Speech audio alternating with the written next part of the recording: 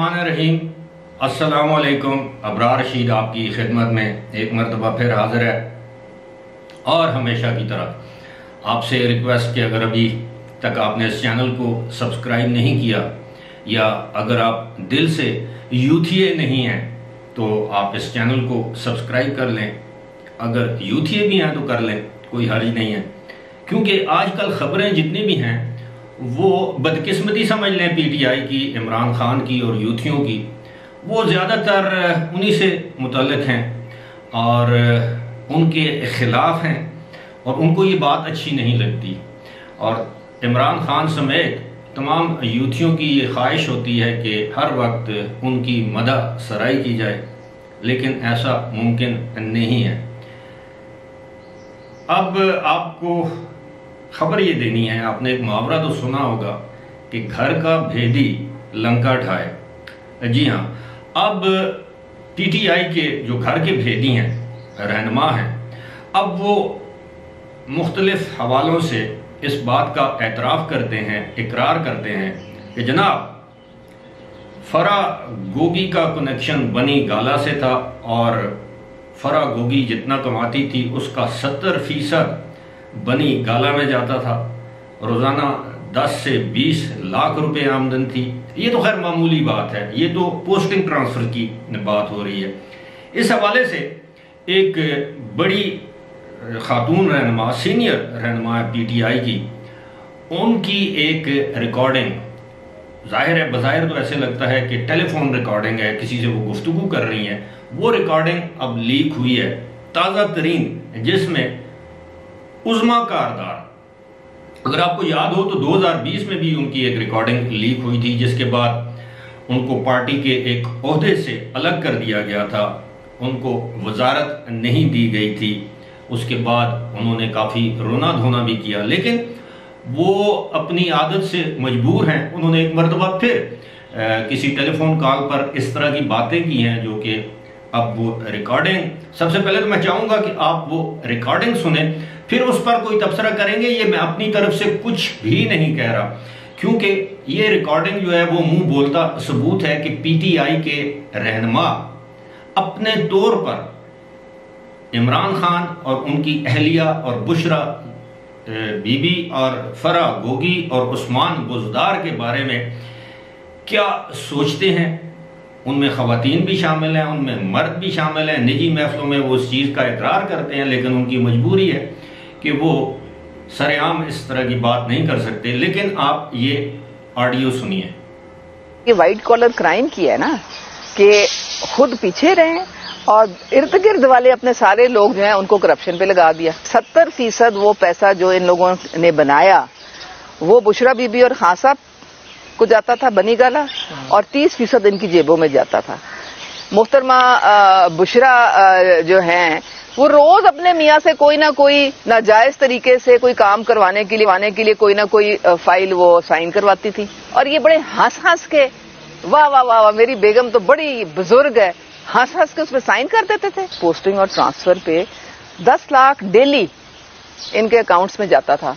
वो ताहिर खुर्शीद जो था वो वादा माफ गवाह बनेगा आपके। ताहिर खुर्शीद के अलावा और कौन कौन पार्टी में वादा माफ गवाह बन रहे हैं? फरा गोगी भी बनेगी, और जब फरा गोगी बनेगी अपने आप को बचाने की, अपनी जान सबको बड़ी अजीज होती है, फिर नहीं बुशरा बीबी उनको याद रहनी। इमरान खान एक रॉन्ग नंबर समझती हैं? रॉन्ग नंबर नहीं, एक डेंजरस नंबर है, वो एक सिक्योरिटी रिस्क बनते चले जा रहे हैं। साहब सादिक और अमीन होते पहले दिन बुशरा बीबी को वो अपनी जगह पे बिठाते और कहते खबरदार तुम मेरे से तुमने कोई इस तरह का कोई नाजायज काम कराया, लेकिन वहां पे तो वारे न्यारे थे। खान साहब के जो मोबाइल हैं वो भी बुशरा बीबी के कंट्रोल में। अच्छा, जी हाँ, जो आप कोई उनसे कोई बातचीत अगर आपकी होती तो बुशरा बीबी को पहले पहुंचती थी, और बुशरा बीबी जो थी वो फैसला करती थी किससे खान साहब ने बात करनी है, किससे खान साहब ने बात नहीं करनी है। ये जहांगीर तरीन के भी खिलाफ ही बुशरा बीबी की वजह से ये मामला हुआ था। वो क्या कहानी है? एक खाने पे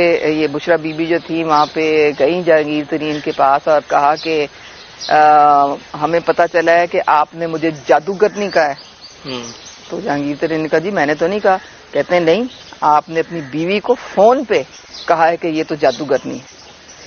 मैं आपको बताना चाहती हूँ कि मैं जादूगरनी नहीं हूँ। और ये कह के वो आ गई। अगले दिन खान ने जहांगीर तरीन से ही मुंह फेर लिया। वजीर आला बुज़दार हाउस ये करप्शन का गढ़ था?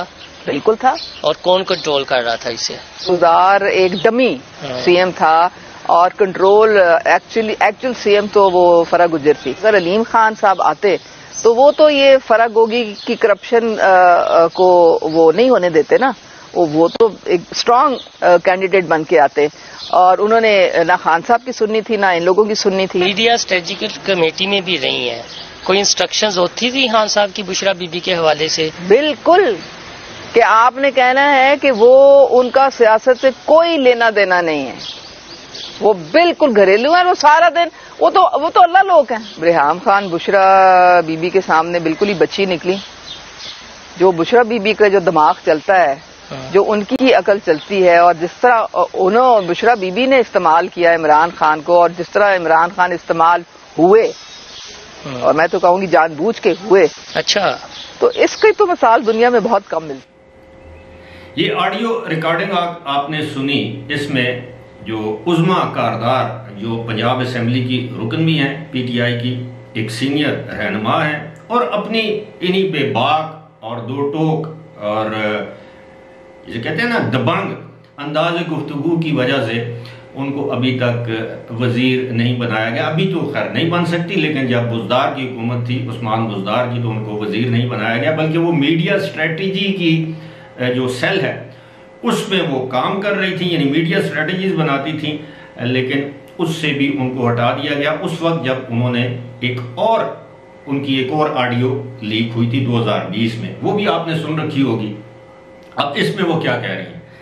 इसमें वो कह रही हैं जनाब, आपने जिस तरह सुना है कि 70% पैसा जो है वो बनी गाला जाता है, जिसमें खान और इसका बुशरा बेगम का हिस्सा है, और साथ ही साथ वो ये भी कहती हैं कि जनाब ये वाइट कॉलर क्राइम है, इसमें खान मुलविस है, और सारी दुनिया को पता है उस्मान बुज़दार, फिर फरा गोगी का कनेक्शन कि फरा गोगी किस तरह पोस्टिंग ट्रांसफ़र के 10 लाख रुपए लेती है, और बहुत सी बातें जो आपने सुनी हैं। इसमें एक दिलचस्प बात उन्होंने की कि जहांगीर तरीन ने कभी फ़ोन पर गुफ्तगू करते हुए, अपनी बेगम से गुफ्तगू करते हुए बुशरा बीबी को जादूगरनी कहा, और जब बुशरा बीबी कभी किसी दावत पर उनके घर गई तो उन्होंने जहांगीर तरीन को मुखातिब करते हुए कहा कि तुम मुझे जादूगरनी कहते हो। जहांगीर तरीन ने कहा कि नहीं जनाब, मैंने तो कहा कि नहीं, तुमने अपनी बीवी को जब फ़ोन किया है तो तुमने मुझे जादूगरनी कहा है। अब इससे साबित ये होता है कि बुशरा बीबी के पास ऐसे वसाइल थे, ज़राए थे कि जो फ़ोन रिकॉर्डिंग होती थी जहांगीर तरीन की या अलीम खान की या दीगर भी जो पार्टी के या अपोजिशन के रहनुमा थे, वो फ़ोन रिकॉर्डिंग या टेप करके बुशरा बीबी को भी सुनाई जाती थी। फिर ये कहा जाता है वो सियासत में मुलव्वस नहीं है। अब जाहिर है उनको ऐसे ही पता चला होगा कि जहांगीर तरीन अपनी बेगम से बात कर रहे हैं, अपनी अहलिया से बात कर रहे हैं, तो बुशरा बीबी को कैसे पता चला होगा कि मुझे जादूगरनी का है। फिर उसके बाद जहांगीर तरीन के साथ जो कुछ हुआ, यानी उनको जादूगरनी कहने की जो कीमत चुकाना पड़ी वो आप सबके इल्म में है। और फिर अगले दिन जिस तरह ये उज़्मा कारदार साहिबा बता रही हैं कि अगले दिन ही फिर इमरान खान ने जहांगीर तरीन से मुंह मोड़ लिया, और फिर वो ये भी कहती हैं कि रेहाम खान तो बुशरा बेगम के मुकाबले में बची थी।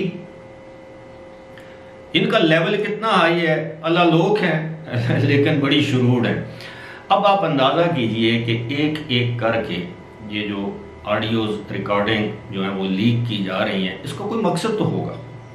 क्या इसका मकसद इमरान खान को, बुशरा बीबी को ब्लैकमेल करना है? क्या उनको डराना है, धमकाना है, खौफजदा करना है, उनको राहे रास्त पर लाना है, या इसका कोई और मकसद है?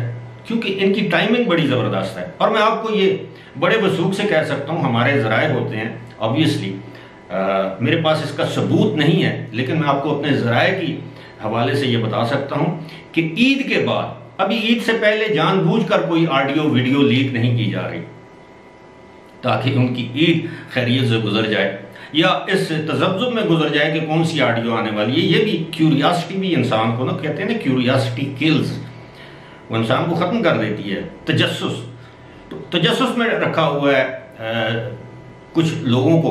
और एक ज़बरदस्त बात उन्होंने की है अपनी इस वीडियो में कि वक्त आने पर, ये मैं अपनी मुतअद्दिद वीडियोज़ में इस बात का जिक्र कर चुका हूँ कि वक्त आने पर ये जो फरागोगी है ये इसी यानी साबिक वज़ीर आज़म और साबिक खातून अव्वल के खिलाफ ये मियाँ बीवी वादा माफ गवाह बनेंगे। उस्मान बुज़दार भी वादा माफ गवाह बन सकते हैं, ये भी आप लिख लीजिए।